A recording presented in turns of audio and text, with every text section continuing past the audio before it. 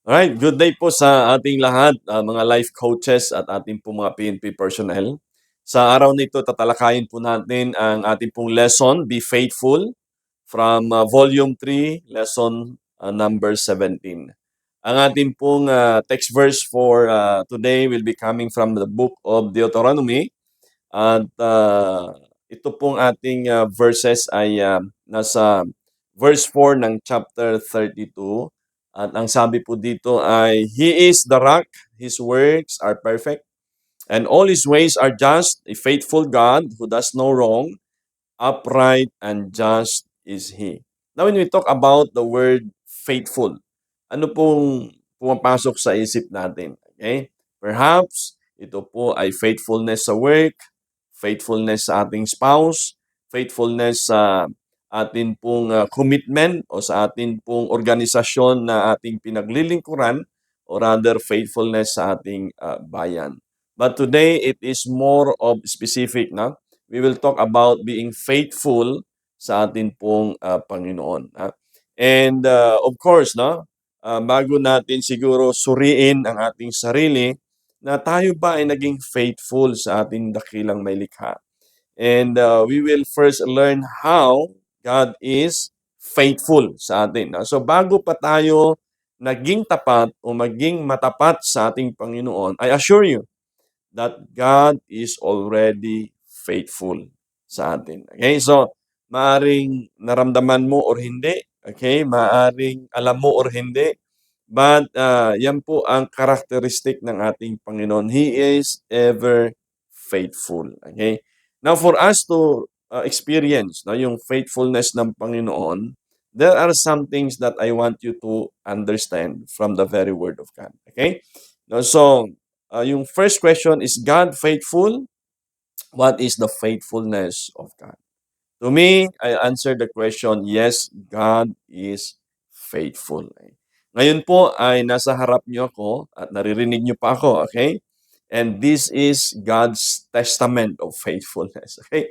Yung libreng hangin na nalalanghap ko, yung buhay na meron ako ngayon, yung nagising ako ngayong umaga, yung lakas na meron ako is all of God's faithfulness. No, maaring marami sa ngayon ang naglalayong makabangon sa banig ng karamdaman, marami po ang nagnanais na makapaglakad, makapagbiyahe, makapagsalita, and they don't have that liberty. But I have those things that I enjoy. Okay? So to me, it is because of God's faithfulness. So what is the faithfulness of God to you? Okay? So you may ask yourself and think about it. Perhaps ay naging tapat ang Lord sa iyo, sa iyong pamilya, naging tapat ang Lord sa iyong kalusugan, naging tapat ang Lord sa iyong trabaho, kung kaya't nandyan ka pa ngayon sa iyong workplace at ginagampanan ang tungkulin na iyong sinumpaan. Ano ho? So God's faithfulness to us is rooted in His own perfect faithfulness. Okay? You see, we cannot challenge His faithfulness because it is His characteristic. Okay? Whether you like it or not, God is faithful. Right? So, then why, Pastor, sometimes hindi ko maramdaman yung katapatan ng Panginoon? Hindi ko ramdam yung pagiging protector, pagiging provider ng Lord sa aking buhay. Then we will somehow learn later, okay? Ano ba yung mga obstacles, okay?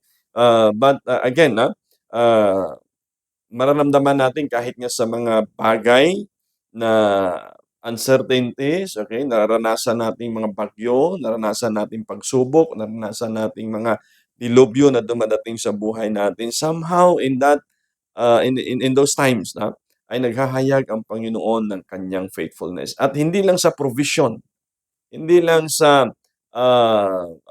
panahon na na-enjoy natin yung blessing, ay we count na ang Panginoon ay faithful sa atin. You see, even sa protection, katulad ng ah, pagsisilbi ng ito pong guiding ano 'no, ito pong light, no, we call it ah, hindi lang guide, okay? Hindi lang ito nagbibigay ng liwanag, okay? Hindi lang ito nagbibigay ng warning, okay? At the same time, ito po ay nagpo-provide 'no, ng sabihin nating guidance doon sa barko, okay? So, masasabi natin na ang Panginoon hindi lang sa faithful sa provision but even doon sa protection sa atin, okey?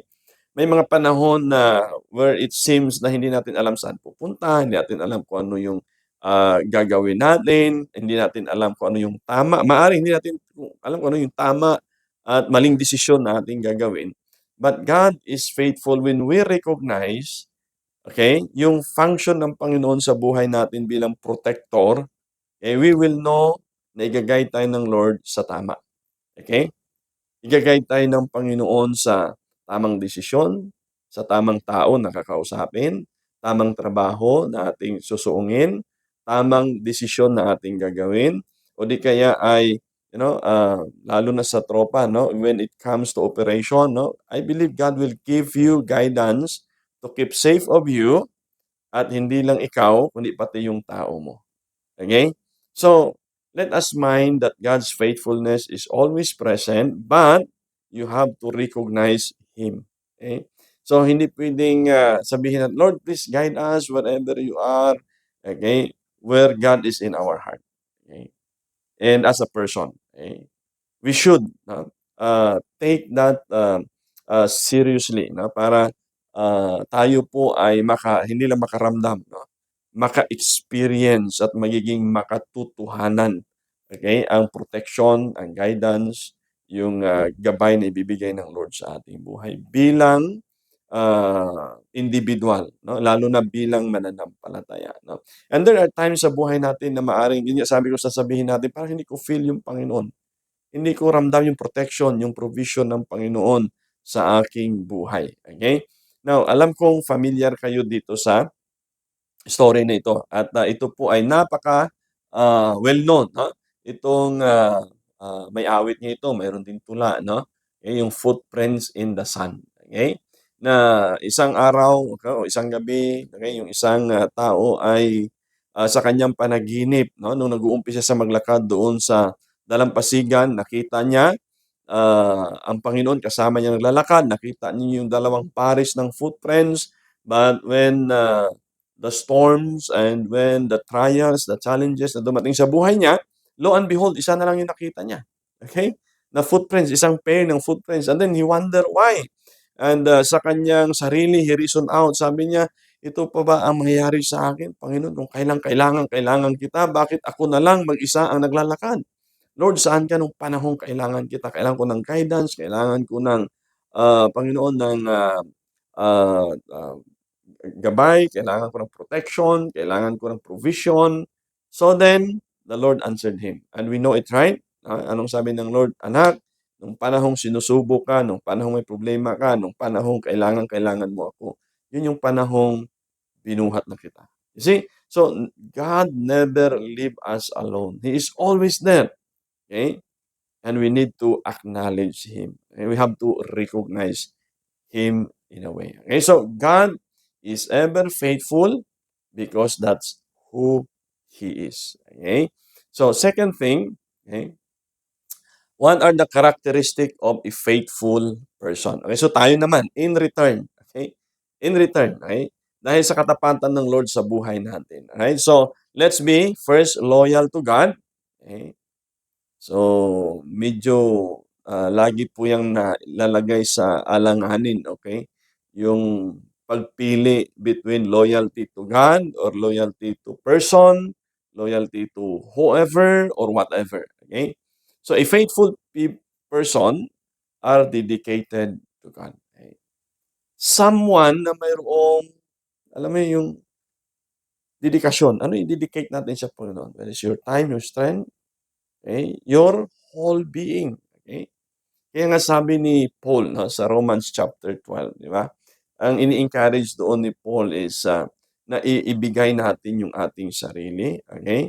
Sa Panginoon, i-offer natin ang ating sarili sa Panginoon na buhay na sacrifice. Okay? I beseech you therefore, brethren, sabi ni Paul, by the mercies of God, that you present your bodies a living sacrifice. Okay? So, when we talk about loyalty, it speaks of our whole being. Okay? Kung loyal ka sa isang tao, that means kaya mong ibigay yung buo mong pagkatao. pagkatao, buong suporta, right? So, same is to God. Now, when we say we are loyal to God, we are willing to give, okay, everything that we have. And it speaks of our whole being, okay? Hindi lang yung kung anong meron ka, kundi kung ano yung pagkatao na meron ka. Right? So, second is to be honest and morally upright, okay? They are faithful and law-abiding. So, I believe this must comes together, okay? So, honest and moral, okay, or morally upright, okay? So, I think, marami pa sa atin nung tayo elementary, na isa sa mga motto na paborito natin kapagka may election sa loob ng classroom, kung naalala niyo pa po, isa doon ay, "Honesty is the best policy." So, hindi yan nawawala 'no, napagbubutuhan natin diyan. And all others, alam kong marami pa 'no, but, ilang beses na sa aming classroom ito po yung nananalo na maging motto namin, "Honesty is the best policy." Are we seeing it today? Eh, so tayo mismo makasagot sa sarili natin 'yan, okay? Are we seeing it in our office? Is there honesty in our office? Honest ba tayo sa time ng pasok natin, pag-uwi natin? Honest ba tayo sa resources na binibigay ng government sa atin? Eh, honest ba tayo sa loob ng family? Honest ba tayo sa anak natin? Honest ba tayo sa wife, sa husband natin? Honest ba tayo sa resources? Do we have an honest source of living? Okay. So you see, honesty, and uh, yung pong morally upright, no, tayo sa Panginoon, law abiding. Sabi nila, tayo nagpapatupad ng batas, dapat ay sumunod una sa batas because no one is above the law. Okay? So there is this law of God, the law of the land. Okay? We are all subject to the law of the Lord, whether you like it or not. Okay? And also as Filipino, we should be subject to the law of the land, okay, whether you like it or not, as no one is above the law. Okay, so how do we present ourselves, okay, as law enforcer or ng government natin or law enforcer ng Panginoon natin? No? Tayo po ba yung unang naging halimbawa, okay, doon sa pag-implement ng law? Okay, so before the Lord, as a faithful being, a faithful person, first we should be honest and morally upright. Right? So I think it's very hard for us to, even pastors and preachers to preach the very word of God if we ourselves are not subject into it. Okay? So next is loving and peaceful. Okay? So are we loving? Marami po, lalo na sa ating mga lalaki, minsan yung justification natin is we are not just expressive but we love the person. Okay? And yet, no, kapagka kayo o tayo, tulad natin, may mga asawa na tayo, no, ang ating asawa, okay, ay nagdi-demand ng display of love. Okay? Na maramdaman nila, makita nila, di ba? So, mga ladies, I hope you agree with me. Na, sa mga lalaki, parang basta ako, pakita ko lang sa'yo, paramdam ko lang sa'yo, provide ko yung needs natin, that's all. But it's totally different with the ladies. Now, they want to feel it. Okay? They want us to prove it to them. Okay? Yeah? So, kaya nga mayroong love language, di ba? So, if you are familiar with that. No? So, loving, why? Because God is a loving God. You see, John 3:16, the heart of the Bible. Anong sabi diyan? For God so loved the world. Okay? So that is to simply say God is loving. Okay? It is His character. Okay? That's who God is. God is love. So then tayo, no, na mga individual, in-encourage din ng Panginoon to be loving. Okay? So let me encourage you and a challenge at the same time. Okay? There are times na tayo ay expressive, okay? Na mapagmahal doon sa office, sa trabaho, sa kaibigan, sa kumpare, sa community. But how do you display your love as a father and as a mother pagdating sa bahay? Baka pag gusto makipaglaro ng anak natin, lagi kang galit. Ngayon, pagod ako, marami akong ginagawa. Okay? Is it worth to be loving sa work, sa community, and you are not loving at home? Okay? So I think we have to go back to the basic institution that God has entrusted to us. Okay? So let's be loving and peaceful. Okay? We should love peace. Okay? Kayo, lalo sa ating mga tropa, no? Anong sabi niya, no? Kayo po ay mga peacemaker. Ano yan? So to make sure the peace and order of our community. But there are times, sadly, naririnig natin, napapanood natin, alam natin, napapatunayan that there are some law enforcer who also breaks the law for their own benefit. I hope you are not one of those. Okay? So, should be peaceful. They show love and seek peace with others. Okay? So, patient and humble. Okay? Hindi hambog, ha? Patient and humble. Are we patient as leaders sa tao natin? Subordinate natin? Office mate natin? Okay? Are we humble enough to admit our mistake and our shortcomings pagdating sa office? Okay? So, there are some na kahit alam nilang mali sila, they would stand on it dahil sa ego. Okay? But as individual, the Lord expect you and I to be patient with our people and humble enough to admit our wrongdoings or rather mistakes in life or shortcoming. Okay? I believe you will be more respected, no, sa ng inyong tauhan, ng inyong kulig, ng inyong kaibigan, kamag-anak o pamilya if you are humble enough to recognize anong pagkakamali mo. There's nothing wrong about saying sorry. No? Sorry, I made a mistake. I will not do it again. Those are magic words. Okay? So, be responsible. Ha? Lalo na sa mga commanders natin, ng mga seniors natin, pastors natin. As a leader, we should be responsible of our words, of our actions, okay, of our dealings. Okay? So, uh, you should or I should follow through on our commitments. Okay? So, not responsible tayo sa leader. No? Sa time, resources na binigay sa atin, no? At sa leadership na ipinahiram sa atin. I say it pinahiram. Bakit? Hindi tayo tumatagal dyan, di ba? So may iba na dahil hindi tatagal, okay, they want to make use of it to their advantage. No, no. Ibinigay sa'yo ng Lord ang posisyon, ang responsibility so that you can serve our country well, you can serve our God well. Number 3, okay? What are the benefit of being faithful? What does God promise to those who are faithful? Now, these are the things that God promised if you as a person is faithful. First, God will not forsake you. Right? So, it pays to be faithful. Okay? Hindi lang ibig sabihin na, okay, alam ko ang Diyos ay mapagmahal, ang Diyos ay maawain. So then, you do your own thing. Dapat mag-effort ka na maging tapat sa Panginoon. At the end of the day, sabi dito, Psalms 37:28, for the Lord loves justice, He will not forsake. Okay? He will not forsake His saints. They are preserved forever. You see, if you are faithful, meron kang protection ng Panginoon. Okay? So, wag nating asahan yung protection lang ng tao, yung protection ng Panginoon. Second, pangako ng long life. O, di ba? Marami sa atin nagpa-vitamins, nag-exercise, marami sa atin ginagawa, lahat gumagastos to preserve our life. But you see, one secret na hahaba ang buhay natin is to be faithful sa Panginoon. Long life and social connectedness. You see, ang galing, ano? Tayo po ay nilikha ng Lord as social being. So, yung pagiging hindi social na kung ano-ano mga dekorasyon sa buhay. Hindi. You are sociable with other people. Eh? So, magaling ka makipagkapwa-tao, makipag-usap. No, it helps sa atin pong immune system. Alam niyo ba? No? Sabi ng Bible, a merry heart, do it like a good medicine. Wow. Masayahing puso. Okay?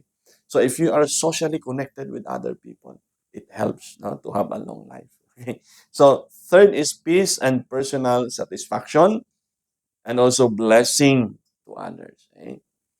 Ang blessing kapag faithful tayo sa Panginoon, you will have peace. Okay? A peace that passeth all understanding. I believe, no? Wala na pong pinakamagandang regalo na maibigay sa atin ng Panginoon kundi yung peace. Nakakatulog ka ng maayos, nakakagala ka ng maayos. You are at peace in Him. Okay? And with Him. Okay? And that satisfaction. Alam niyo yung satisfaction ang bibigay din ng peace sa atin. Marami po na tayong naririnig, nakita, nabalitaan, okey,